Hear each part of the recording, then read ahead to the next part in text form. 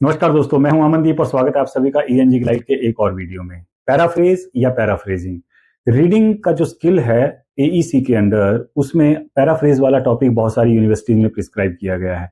Paraphrase क्या होती है या पैराफ्रेजिंग क्या होती है, और कोई जो पैराफ्रेज की जाती है, अच्छी पैराफ्रेज जो की जाती है, उसकी क्या क्या करेक्टरिस्टिक्स होनी चाहिए या क्या क्या फीचर्स होनी चाहिए, और जब हम पैराफ्रेज करते हैं तो कौन कौन सी बातों का हमें ध्यान रखना होता है, क्या क्या स्ट्रेटेजीज होती हैं जो वहां इंप्लॉय की जाती हैं, कौन कौन से स्टेप्स होते हैं जो इन्वॉल्व होते हैं पैराफ्रेज करते वक्त। इन सब चीजों के बारे में हम आज के इस वीडियो में बात करेंगे। वीडियो के लास्ट में जो पैराग्राफ को लेकर एक जो प्रोज पैराग्राफ है और एक जो पोइट्री का पैराग्राफ है, स्टेंजा है, उसको हम पैराफ्रेज करने की भी कोशिश करेंगे। तो पैराफ्रेज या पैराफ्रेजिंग को डिटेल में समझने के लिए चलिए शुरू करते हैं हम आज की ग्लाइडिंग। पैराफ्रेज या पैराफ्रेजिंग पैराफ्रेजिंग जो है वो पैराफ्रेज करने का जो प्रोसेस है उसे हम पैराफ्रेजिंग कहते हैं। तो पैराफ्रेजिंग करना एक अपने आप में एक कला है, एक एक्सपर्टीज है। जितना हम उसको प्रैक्टिस करते हैं उतना ही बेहतर हम सीखते चले जाते हैं। लेकिन पैराफ्रेज करना सीखने से पहले हमें ये पता होना चाहिए कि पैराफ्रेज होती क्या है। So what is a paraphrase, क्योंकि आपसे पेपर में कोई एग्जाम में ये क्वेश्चन पूछा जा सकता है कि what is a paraphrase and what are the characteristics of a good paraphrase. तो पैराफ्रेज का मतलब होता है टू से समथिंग इन डिफरेंट वर्ड्स। अब बात वही है जो मेन, ये भी पैराफ्रेज किसी टेक्स्ट की हो सकती है, किसी कविता की हो सकती है, किसी और चीज की हो सकती है। तो कोई बात जो टेक्स्ट में दी गई है, उस बात को डिफरेंट वर्ड्स में कहना जो है वो पैराफ्रेज है। यहाँ कुछ और भी बातें हैं, सिर्फ डिफरेंट वर्ड्स में कहने से नहीं होगा। टू एक्सप्लेन और री राइट इन ऑन वर्ड, यहाँ पे सबसे बड़ी बात है ऑन वर्ड्स वाली। यहाँ पे जो भी लैंग्वेज टेक्स्ट की रहती है वो सिमिलर नहीं आएगी। जो उसको पढ़ने के बाद उसे अपने शब्दों में लिखना, अपने अपने सेंटेंसेस में लिखना, ऑन वर्ड्स में उसको री राइट करना या एक्सप्लेन करना, किसी बात को डिटेल में बताना, ये जो चीज है इसे हम पैराफ्रेज कहते हैं। इसके अलावा to write again keeping the original meaning same, यहाँ जब आप उसको री राइट कर रहे होते हैं, जब री राइट कर रहे होते हैं, जब एक्सप्लेन कर रहे होते हैं, तो अब आपको ये ध्यान रखना है कि जो ओरिजिनल आइडिया है, जो ओरिजिनल मीनिंग है, जो टेक्स्ट कम्युनिकेट करती है, that should remain the same. ऐसा नहीं है कि आप उसको पैराफ्रेज करो और उसका मीनिंग कुछ और ही बन जाए। तो अब लिखना, राइटिंग अगेन, दोबारा लिखनी है सेम चीज, अपनी लैंग्वेज में लिखनी है, शब्द भी चेंज करने हैं, हर चीज को चेंज करना है, लेकिन जो उसका ओरिजिनल आइडिया, ओरिजिनल मीनिंग है, that should remain the same. Summary के जैसी ही बात है, लेकिन यहाँ डिफरेंस, बड़ा डिफरेंस जो है वो लेंथ को लेकर है। क्योंकि जब हम समरी लिखते हैं तो समरी किसी भी टेक्स्ट की, बड़ी बहुत बड़ी टेक्स्ट की समरी भी जो है वो छोटी हो सकती है, लेकिन पैराफ्रेज जो होती है उसकी लेंथ ऑलमोस्ट सिमिलर होती है, ऑलमोस्ट सिमिलर होती है। थोड़ी कम हो सकती है, थोड़ी ज़्यादा हो सकती है, लेकिन जितनी भी टेक्स्ट की लेंथ होती है उस टेक्स्ट की लेंथ के बराबर ही जो है वो पैराफ्रेज की लेंथ होती है। तो डेफिनेशन की बात करें, अगर आपसे एग्जाम में पूछा जाता है कि what is the definition of paraphrase, तो आप यहाँ से इसको वीडियो को पॉज करके नोट डाउन कर सकते हैं, और ये डेफिनेशन आपको हमारे टेलीग्राम चैनल के थ्रू भी मिल जाएगी। कैरेक्टरिस्टिक्स जो पैराफ्रेज के पूछा जा सकता है कि what is a paraphrase and what are the characteristics of a good paraphrase, तो पहली चीज आप लिख सकते हैं, it uses own words and sentence structure. यहाँ पे सेंटेंस स्ट्रक्चर भी चेंज हो सकता है। जैसा मान लीजिए कोई टेक्स्ट में बहुत बड़े बड़े सेंटेंसेज है या छोटे सेंटेंसेज हैं या काफ़ी सारी बातें हैं, डायलॉग्स हैं, काफ़ी सारी डिटेल्स हैं, उन सबको लिखेंगे, लेकिन उनका जो सेंटेंस स्ट्रक्चर है उसे चेंज करके लिखेंगे। We can use our own words. हम किसी वर्ड का ट्रांसलेशन करके इंग्लिश टू इंग्लिश जो है उसका नया वर्ड भी उसकी जगह यूज कर सकते हैं, लेकिन याद रखिएगा मीनिंग सेम रहना चाहिए। Keep the original meaning the same, meaning नहीं बदल जाना चाहिए। ऐसा ना हो कि आप ऐसे वर्ड यूज कर दें ओरिजिनल वर्ड की जगह पे जिसका उसका मीनिंग, जिससे उसका मीनिंग जो है वो ऑल टुगेदर डिफरेंट जा रहा हो। इससे भी बचना है। इट कैन बी शॉर्टर और अबाउट द सेम लेंथ, जो मैंने पहले भी बताया कि इसकी एक कैरेक्टरिस्टिक खासियत ये है कि या तो ये थोड़ी बहुत छोटी हो सकती है, थोड़ी बहुत लंबी भी हो सकती है, और ऑलमोस्ट ज़्यादातर केसेस में ये क्या होता है, it is of the same length as the original one, है ना। Does not copy the those exact phrases unless necessary, है ना। सिमिलर नहीं लिख सकते आप। ये नहीं कि आपको एक पैरा दे दिया है और आपको बोला इसको पैराफ्रेज करो तो आप सिमिलर सेंटेंसेस को लिख दोगे। बहुत जरूरी है, अगर कोई जैसे कोट है कुछ ऐसा, या कोई ऐसी खास बात है जो वहां से आपको उठानी है ऐसे, तो आप उसको उठा सकते हैं। अदरवाइज आपको जो सेंटेंसेज हैं या फ्रेजेज हैं उनको आपको चेंज करना पड़ेगा इन योर ओन लैंग्वेज। तो ये इसके लिए एक अच्छी एक्सपर्टीज की जरूरत है, एक अच्छे प्रैक्टिस की जरूरत है। It avoid changing the main idea और फैक्ट ना। अवॉइड्स क्या है, ये तो बिल्कुल भी नहीं होना चाहिए, कि ये ध्यान रखना चाहिए कि जो मेन आइडिया या जो मेन फैक्ट्स हैं उनको बिल्कुल चेंज नहीं करना है। Uses simple and clear language, ये भी ध्यान रखना है, क्योंकि अगर आप पैराफ्रेज करके भी फिर से टफ लैंग्वेज लिख देंगे तो उस पैराफ्रेज का कोई मतलब नहीं रह जाएगा। पैराफ्रेज बेसिकली होता ही इसलिए है ताकि किसी टफ टेक्स्ट को उसे आसानी से समझाया कैसे जाए, इसके लिए हम उसे पैराफ्रेजिंग करके देखते हैं। It shows understanding of the original text, है ना। तो पैराफ्रेज का फायदा ये होता है कि जो मेन अंडरस्टैंडिंग है ओरिजिनल टेक्स्ट की वैसी ही अंडरस्टैंडिंग हमें पैराफ्रेज करने से हो जाती है। पर क्योंकि इसकी लैंग्वेज सिंपल होती है और ज़्यादा क्लियर होती है और चीज़ों को सिंपल सेंटेंसेस में लिखा जाता है, तो पैराफ्रेज के थ्रू हमें कोई भी चीज़ जो है वो आसानी से समझ में आ जाती है।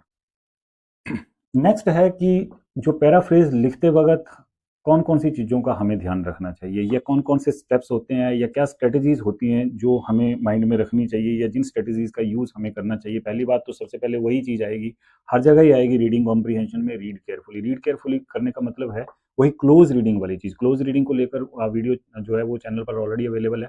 अगर आपने वो वीडियो नहीं देखा है तो उसका लिंक आपको नीचे डिस्क्रिप्शन में मिल जाएगा, आप वहाँ से उसे चेकआउट कर सकते हैं। और क्लोज रीडिंग बहुत सिग्निफिकेंट है, क्योंकि चाहे वो आपका समरी राइटिंग हो, चाहे वो पैराफ्रेज राइटिंग हो, इन सब में आपको क्लोज रीडिंग बहुत सिग्निफिकेंट रहती है। तो जो ओरिजिनल टेक्स्ट है उसको थॉरली पढ़ना, पूरी तरह से ध्यान से पढ़ना और उसे अंडरस्टैंड करना, उसके मीनिंग को, कि जो राइटर है, ऑथर है, वो कहना क्या चाहता है, what is the main idea and what are the key point. तो ये सारी चीज़ के लिए आप स्किमिंग, स्कैनिंग, इन्फेरिंग, वो सारी टेक्निक्स जो है वो आप उनको यूज़ करेंगे और थॉरली पढ़ के उस टेक्स्ट को, दी हुई टेक्स्ट को रीड करके, केयरफुली रीड करके आप उसे अंडरस्टैंड करने की कोशिश करेंगे। उसके बाद अंडरस्टैंड करने के बाद जो की आइडियाज़ हैं, जो मेन पॉइंट्स हैं, उनको हाईलाइट करना है। और अगर आप चाहें तो उनको नोट डाउन भी कर सकते हैं, क्योंकि noting down is also a very significant part of these exercises. जो मोस्ट इंपॉर्टेंट आइडियाज़ हैं, जो डिटेल्स हैं, यहाँ आप डिटेल्स ओमिट नहीं करेंगे जैसा आप समरी में करते थे, यहाँ आपको डिटेल्स भी इंक्लूड करनी है। ठीक है, जिन जिन चीज़ों को आपने इंक्लूड करना है उनको आप अलग से पॉइंट्स के रूप में अगर चाहो तो लिख सकते हो, अगर आप उसे याद नहीं रख सकते या आपका टेक्स्ट, ओरिजिनल टेक्स्ट जो है वो ज़्यादा लंबा है अगर तो। इसके बाद आपको अंडरस्टैंड द मीनिंग, कि जो उसका मीनिंग क्या है, कि ध्यान में ये देखिए, you make your self comfortable, कि जो पूरा उसका टेक्स्ट का मीनिंग है, उसका जो कॉन्टेक्स्ट है, टेक्स्ट का जो कॉन्टेक्स्ट है, उसको भी आपने पूरी तरह से समझ लिया है। अगर कोई चीज़ डिफिकल्ट है, कोई सेंटेंस डिफिकल्ट है या कोई वर्ड डिफिकल्ट है, तो आप उनसे क्लैरिटी के लिए जो है वो उसका मीनिंग जो है यू कैन यूज डिक्शनरी, और you can take the help of some other resources as well. Rewrite in your own words. अब जब आपने पैराफ्रेज करना है तो पैराफ्रेज करती बार आपने जो ऑन वोकेबलरी, जो आपकी अपनी वोकेबलरी है और जो आपके अपने सेंटेंस स्ट्रक्चर है, उसके थ्रू आपने रीराइट करना है। लेकिन की आइडियाज आपके सेम रहेंगे, ठीक है, जो ओरिजिनल मीनिंग है वो सेम रहना चाहिए, वो इंटैक्ट रहना चाहिए, उसको जरा भी छेड़खानी आपने उसके साथ नहीं करनी है। Avoid using the same words और फ्रेजेस। जैसे समरी में जो की हैं वो सिमिलर रखे जाते हैं, वैसे ही यहाँ पैराफ्रेज में आपने सिमिलर वर्ड्स या फ्रेजेस को यूज नहीं करना है, बल्कि जो ओरिजिनल टेक्स्ट में जो चीज़ें दी गई हैं उनको ट्रांसलेट करके अपनी वोकेबलरी से, ऑन वोकेबलरी को यूज़ करके अपने सेंटेंसेस में आपने उन पॉइंट्स को या आइडियाज़ को डिस्क्राइब करना है। नेक्स्ट जो स्टेप है वो है सिंप्लीफाई कॉम्प्लेक्स आइडियाज। हो सकता है कि टेक्स्ट में बहुत सारे कॉम्प्लेक्स आइडिया, जैसे कोई पोइम है या कोई कोई बहुत रिसर्च आर्टिकल है जिसमें बहुत कॉम्प्लेक्स आइडिया जो है वो डिस्क्राइब किए गए हैं, तो आप चाहो तो उन आइडियाज़ को ब्रेक डाउन भी कर सकते हो सिंपल सेंटेंसेज में, ताकि, है ना, सिंपल पार्ट्स में आप उसे तोड़ भी सकते हो, ताकि वो पढ़ने वाले के लिए वो इस तरीके से रिफ्रेज करना है उनको कि वो पढ़ने वाले को आसान लगे।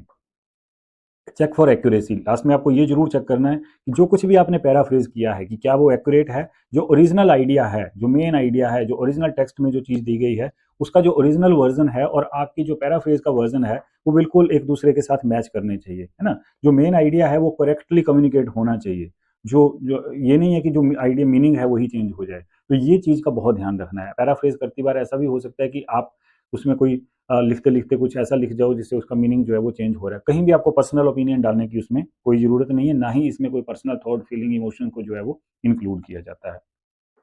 नेक्स्ट आपसे ये भी प्रश्न पूछा जा सकता है कि किसी पैराफ्रेज या समरी में क्या डिफरेंस होता है, क्योंकि दोनों ही प्रोसेस लगभग मिलते जुलते हैं। समरी में भी हम वही काम करते हैं, पैराफ्रेज में भी हम ऑलमोस्ट सिमिलर काम करते हैं, तो दोनों के बीच में क्या डिफरेंस है। तो डिफरेंस आप लिख सकते हैं इन टर्म्स ऑफ पर्पस। दोनों का पर्पस अलग है। देखिए, समरी का पर्पस है किसी बड़ी टेक्स्ट को थोड़े से शब्दों में डिस्क्राइब कर देना, वो समरी का पर्पस है। पैराफ्रेज का जो पर्पस है वो बिल्कुल अलग है। पैराफ्रेज का किसी टफ टेक्स्ट को सिंपल वर्ड्स में रीडर के लिए जो है वो प्रेजेंट करना, वो जो पर्पस है वो पैराफ्रेज का है। इसी तरीके से in terms of length, length में भी डिफरेंस है। जो समरी की लेंथ होती है वो शॉर्ट होती है इन कंपैरिजन विद पैराफ्रेज, क्योंकि पैराफ्रेज की लेंथ जो है वो गिवन टेक्स्ट के ऑलमोस्ट सिमिलर होती है, थोड़ी बहुत कम ज्यादा हो सकती है लेकिन ऑलमोस्ट सिमिलर होती है। तीसरा जो आपको डिफरेंस मिलेगा पैराफ्रेज और समरी में वो है डिटेल को लेकर। जो समरी है उसमें ज्यादा डिटेल्ड डिस्क्रिप्शन नहीं रहती है, आप सिर्फ की पॉइंट्स पर या मेन पॉइंट्स पर या मेन बातों के ऊपर फोकस करते हो और समरी लिखते हो। दूसरी तरफ जब आप पैराफ्रेज करते हो तो हर एक डिटेल को आपने अपनी लैंग्वेज में डिस्क्राइब करना होता है, तो ये भी एक बहुत बड़ा डिफरेंस है।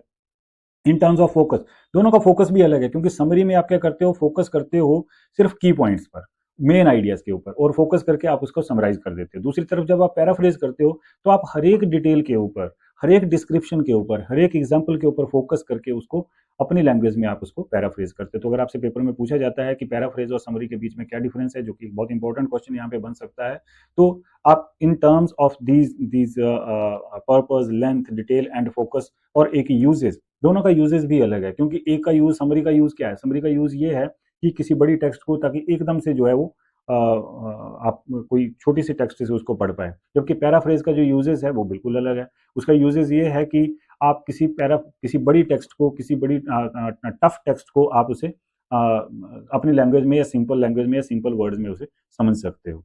तो अगर आपसे एग्जाम में क्वेश्चन पूछा जाता है तो इसका जो क्वेश्चन है ऑफ दिस डिफरेंसेस वो आपको टेलीग्राम चैनल के थ्रू मिल जाएगा। एक प्रैक्टिस इसके करके देखते हैं, जो इसका एप्लीकेशन पार्ट है कि कोई अगर आपको टेक्स्ट दे रखी है तो उसको आप कैसे पैराफ्रेज कर सकते हैं। यहाँ वीडियो को पॉज करके आप इस पैराग्राफ को रीड कर सकते हैं। एक बार मैं भी रीड करूंगा यहाँ पे। Reading books is one of the best ways to gain knowledge and improve imagination. It helps people understand different cultures, ideas and emotions. Books can take readers to places they have never been and make them think deeply.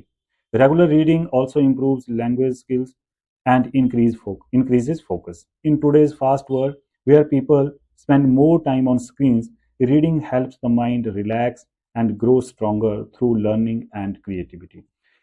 Video को pause करके एक बार फिर से इसे पढ़िए और उसके बाद आप यहाँ पे इस तरीके से कुछ मेन आइडियाज को हाईलाइट कर सकते हैं जिनको आपको पैराफ्रेज करना होगा। रीडिंग बुक्स की बात करी गई है। रीडिंग बुक्स का जो फायदा दिखाया गया है वो gain knowledge, improve imagination, books कैसे हेल्प करती हैं, और understand different cultures, ideas and emotions. इसके बाद इसका जो दे कैन ऑल्सो, है ना, रीडर की कैसे हेल्प करती हैं, they take readers to the places they have never been, जहाँ कभी वो गए नहीं है वहां भी लेके जाती हैं। Make them think deeply, right, language skills उससे इंप्रूव होते हैं, इंक्रीजेज फोकस, है ना। लेकिन उसके बाद उसका कॉन्टेक्स्ट चेंज हुआ है और राइटर कहता है कि आज की फास्ट दुनिया में जो है वो टाइम ज्यादा कहाँ स्पेंड किया जा रहा है, स्क्रीन के ऊपर किया जा रहा है। तो ऐसे में जो रीडिंग की हैबिट है, that helps the readers mind relax and grow stronger, learning and creativity.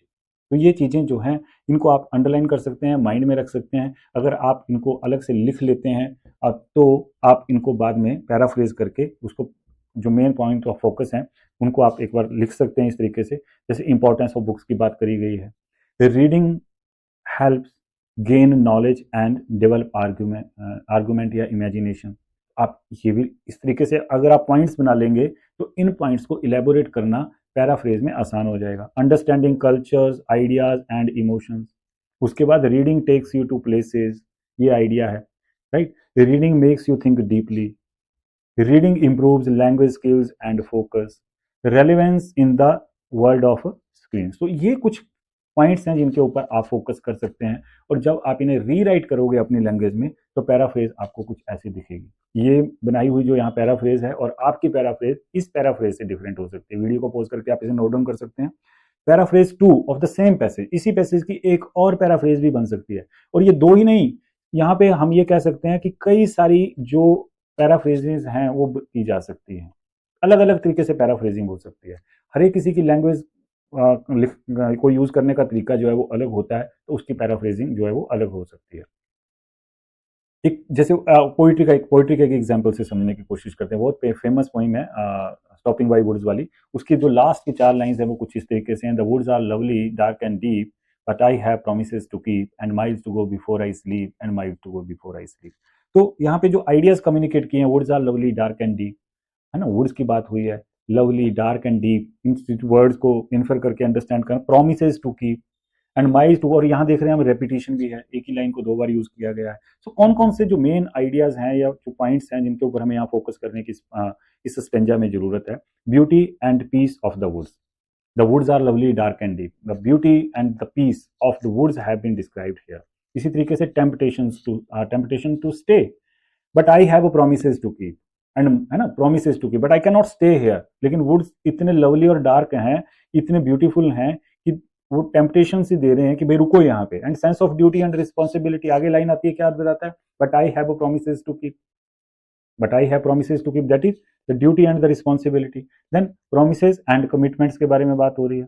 Ideas of a long journey, and miles to go before I sleep means there is a long journey ahead, अभी है ना, सफर खत्म नहीं हुआ है, अ long journey ahead, है ना।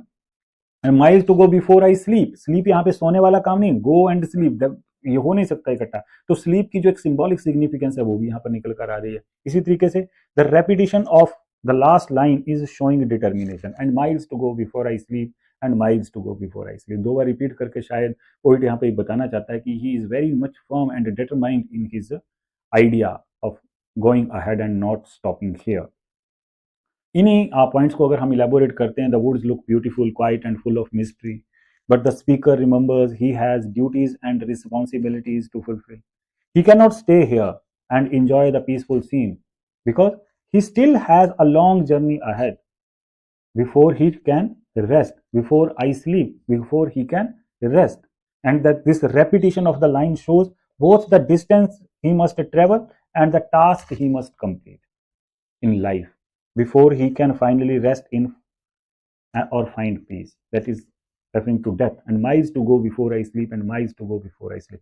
So इस तरीके से कुछ आप पैराफ्रेज कर सकते हैं। इसी स्टेंजा को एक दूसरे तरीके से भी पैराफ्रेज किया जा सकता है, आप इसे यहाँ पे भी वीडियो को पोज करके आप पढ़ सकते हैं। तो इन ये सारी जो दोनों ही प्रैक्टिसेस हैं ये, और इसके साथ में और भी बहुत सारी जो पैराफ्रेज को लेकर जो एग्जांपल्स हैं, प्रैक्टिस विद आंसर्स जो है वो आपको हमारे टेलीग्राम चैनल के थ्रू मिल जाएंगे। तो पैराफ्रेज को लेके आज के वीडियो में बस इतना ही। मिलेंगे नेक्स्ट वीडियो में एक नए टॉपिक के साथ, तब तक के लिए थैंक यू वेरी मच।